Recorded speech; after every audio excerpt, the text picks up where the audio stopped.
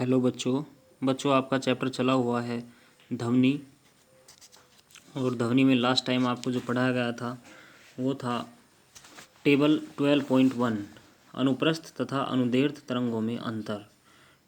तो इसके बाद पॉइंट जो आपको पढ़ाना है बच्चों वो है ध्वनि का संचरण, प्रोपेगेशन ऑफ साउंड। तो ध्वनि का संचरण किसे कहते हैं ये समझ लीजिए, और ध्वनि संचरित किस तरीके से होती है। ध्वनि एक स्थान से दूसरे स्थान तक जाने की जो प्रक्रिया है उसी को ध्वनि का संचरण कहते हैं।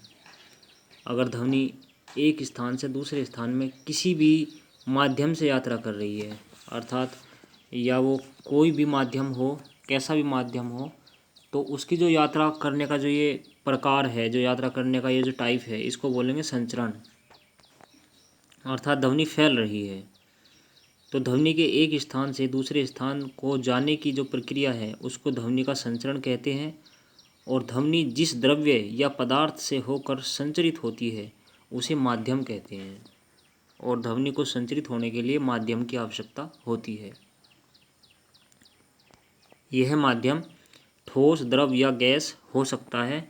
जब कोई वस्तु कंपन करती है तो वह अपने चारों ओर के माध्यम के कणों को उनकी साम्यावस्था से विस्थापित कर देती है।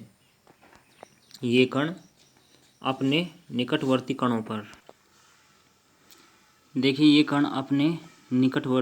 पर बल लगाकर उन्हें उनकी साम्यावस्था से विस्थापित कर देते हैं और वापस अपनी साम्यावस्था में लौट आते हैं।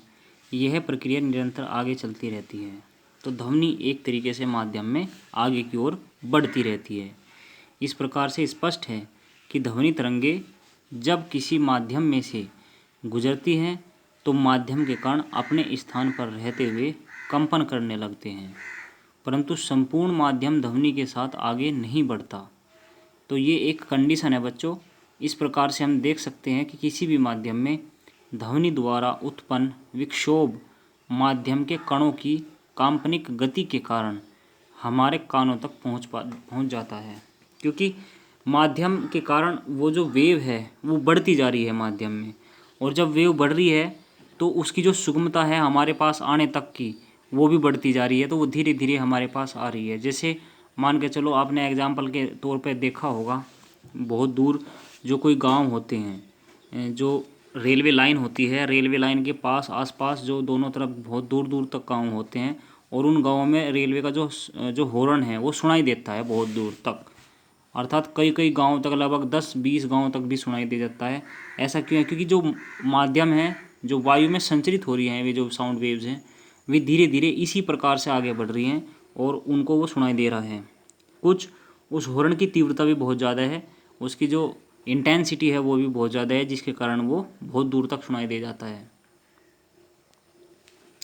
तो इस प्रकार माध्यम में ध्वनि जो है आगे बढ़ती है।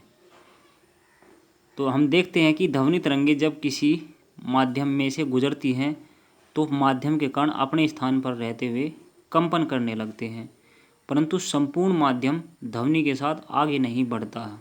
इस प्रकार किसी माध्यम में ध्वनि द्वारा उत्पन्न विक्षोभ माध्यम के कणों की कंपनिक गति के कारण हमारे कानों तक पहुंच जाता है। इस तथ्य को एक साधारण से प्रयोग द्वारा समझने का प्रयास करेंगे। एक एग्जाम्पल लिया गया है, एक बार उसको समझिए। एक पतली लंबी नली, चित्र 12.6। इस प्रकार से एक पतली लंबी नली लेते हैं और उसमें धुआं भर देते हैं, तथा पतले सिरे के सम्मुख एक जलती हुई मोमबत्ती रखकर नली के चौड़े सिरे के समीप लकड़ी के 2 गुटकों को परस्पर बजाकर ध्वनि उत्पन्न करते हैं। हम देखते हैं कि ध्वनि उत्पन्न होने पर मोमबत्ती की ज्वाला क्षण भर के लिए इधर उधर हिलती है, जिससे स्पष्ट है कि ध्वनि की तरंग नली में से गुजरकर ज्वाला तक पहुंचती है, परंतु नली का धुआं बाहर नहीं निकलता। नली का धुआं तो अंदर ही है, लेकिन जैसे ही हमने उसमें 2 गुटकों को बजा के परस्पर ध्वनि उत्पन्न करी है तो जो उसकी जो ज्वाला है वो क्षण भर के लिए इधर उधर हिलती है। इससे सिद्ध होता है कि ध्वनि के संचरण के समय माध्यम अपना स्थान नहीं छोड़ता। जब ध्वनि का संचरण होता है तो भी माध्यम अपनी जगह बना रहता है।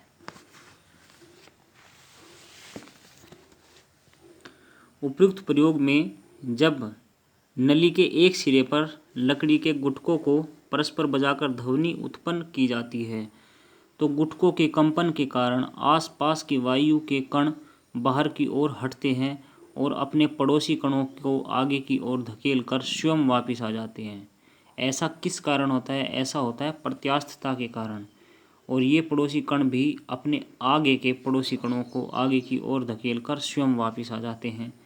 यही प्रक्रिया बराबर आगे बढ़ती चली जाती है और जब नली के पतले सिरे के समीप की वायु के कण आगे जाते हैं तो मोमबत्ती की ज्वाला नली के सिरे से दूर हटती है और फिर वायु के कणों के साथ वापस आ जाती है।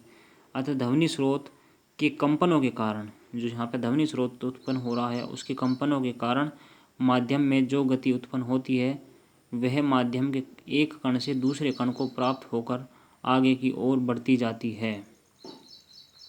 तो माध्यम में उत्पन्न एक विक्षोभ का एक कण से दूसरे कण की ओर आगे बढ़ना तरंग कहलाता है। तो इस प्रकार माध्यम में तरंग आगे की तरफ बढ़ती रहती है। और इस प्रकार तरंगों की भांति ध्वनि का संचरण भी किसी पदार्थ के कणों के दोलन द्वारा ही होता है।